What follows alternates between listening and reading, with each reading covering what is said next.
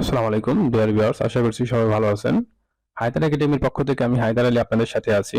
ভিডিওর থাম্বনেল দেখে অবশ্যই বুঝতে পারছেন আজকে আপনাদের সাথে কি বিষয় নিয়ে আলোচনা করব।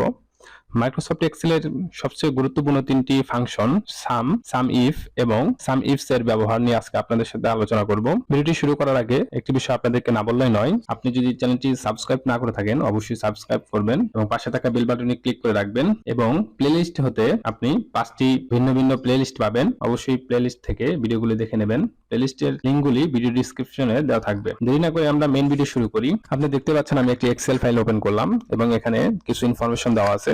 সেলার নেম, কয়েকজন সেলারের নেম লেখা আছে, তার সাথে ডিপার্টমেন্ট নেম, সে কি ধরনের প্রোডাক্ট বিক্রি করেছেন সেই ডিপার্টমেন্ট গুলো, এবং প্রোডাক্ট নেম লেখা আছে এখানে, সে যে ধরনের প্রোডাক্ট বিক্রি করেছেন সেই প্রোডাক্ট গুলো, এবং প্রোডাক্ট কোয়ান্টিটি কত পিস করে সে বিক্রি করেছেন।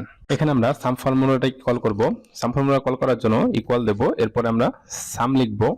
লেখার সাথে সাথে এরকম একটি পপআপ মেনু আসবে, এখান থেকে আমরা সাম ক্লিক করব। ক্লিক করার পর আমরা যে সংখ্যাগুলো অথবা যে সেলগুলো যোগ করতে যাচ্ছি সেই সেলগুলো সিলেক্ট করে দেব। এরপরে ইন্টার বাটন ক্লিক করব, দেখবেন এই সেলের সামটা এখানে চলে আসবে। সামের ফাংশনটা খুবই ইজি, যা সবাই আমরা জানি, তবু আমি এখানে আপনাদেরকে দেখালাম। এরপর আমরা সামিফ এর ফর্মুলাটি দেখাবো। এখানে আমরা সামিফ এর ফর্মুলাটা কল করব, এর জন্য ইকুয়াল দিয়ে সাম ইফ লিখব।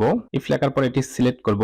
সিলেক্ট করার পর নিচে দেখতে পাবেন রেঞ্জ, ক্রাইটেরিয়া এবং সাম রেঞ্জ সিরিয়ালে দিতে হবে। রেঞ্জটা কি এবং সামিফ ফর্মুলাটা কি? আমরা এর আগে সামের যে ফর্মুলাটা ইউজ করলাম সেটা ছিল শুধুমাত্র নির্দিষ্ট কিছু সেলের যোগফল, আর সামিফের যোগফলটা হবে এরকম। ধরুন এখানে বেশ কয়েকটি নাম আছে, এখান থেকে শুধুমাত্র জহির রায়হানের বিক্রিত প্রোডাক্টগুলির যোগফল আমরা এখানে বের করতে যাচ্ছি। সেই ক্ষেত্রে আমরা কিভাবে ফাংশন ইউজ করব? এই সামি ফাংশনটা এটাই, আমরা শুধুমাত্র জহির রায়হানের বিক্রিত প্রোডাক্টগুলোর যোগফল বের করব। এখানে আমরা রেঞ্জ হিসাবে নামগুলো সিলেক্ট করব। সিলেক্ট করার পর কমা দেব। তারপর আমাদের ক্রাইটেরিয়া হলো জহির রায়হান, আমরা এখানে জহির রায়হান সিলেক্ট করব। এরপর আবার কমা দেব। এরপর সাম রেঞ্জ, আমরা কি যোগ করতে যাচ্ছি? আমরা এই কলাম থেকে যোগ করতে যাচ্ছি। এরপর আমরা ইন্টার দেব। এখন দেখবেন শুধুমাত্র জহির রায়হানের বিক্রিত পণ্যগুলোর যোগফল এখানে আসবে। এখানে জহির রায়হান 500 আছে, এখানে জহির রায়হান আছে 150, এরপরে আছে 150, এই সবগুলো যোগ হয়ে এখানে আসবে। সামিফে আমরা একটি ক্রাইটেরিয়া ইউজ করে যোগ করলাম, আর সাম ইফস যে ব্যবহার করব এখানে আমরা মাল্টি ক্রাইটেরিয়া ইউজ করব, আমরা একের অধিক ক্রাইটেরিয়া ইউজ করব।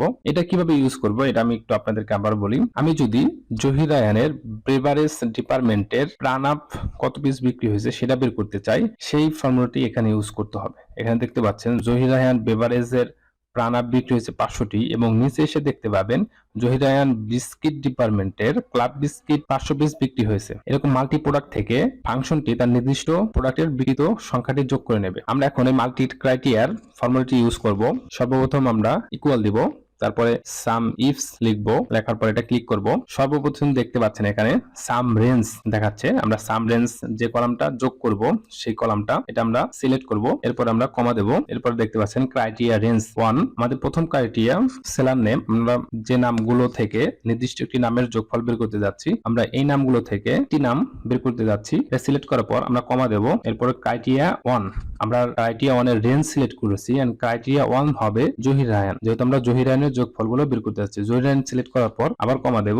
এরপর দেখুন ক্রাইটেরিয়া 2, আমাদের ক্রাইটেরিয়া 2 হবে ডিপার্টমেন্ট নেম, আমি ডিপার্টমেন্ট নেম গুলো সিলেক্ট করে দেব। এটা আমাদের রেঞ্জ, ক্রাইটেরিয়া রেঞ্জ 2। এরপর আমরা কমা দেওয়ার পর ক্রাইটেরিয়া 2 তে আমরা শুধুমাত্র বেভারেজ ডিপার্টমেন্টটা নিতে যাচ্ছি, এখানে বেভারেজ সিলেক্ট করে দেব। কমা দেওয়ার পর ক্রাইটেরিয়া 3 তে আমাদের প্রোডাক্ট নেম আছে, এই ক্রাইটেরিয়া প্রোডাক্ট নেম থেকে আমি সম্পূর্ণ সিলেক্ট করে দিলাম। কমা দেওয়ার পর দেখতে পাচ্ছেন ক্রাইটেরিয়া 3 তে হবে, এখানে আমাদের ক্রাইটেরিয়া 3 হবে প্রাণ আপ, প্রোডাক্টের নাম প্রাণ আপ। অর্থাৎ আমরা এখানে যুক্ত করতে যাচ্ছি জহির রায়হানের বিক্রিত বেভারেজ ডিপার্টমেন্টের প্রাণ আপ কত পিস বিক্রি হয়েছে।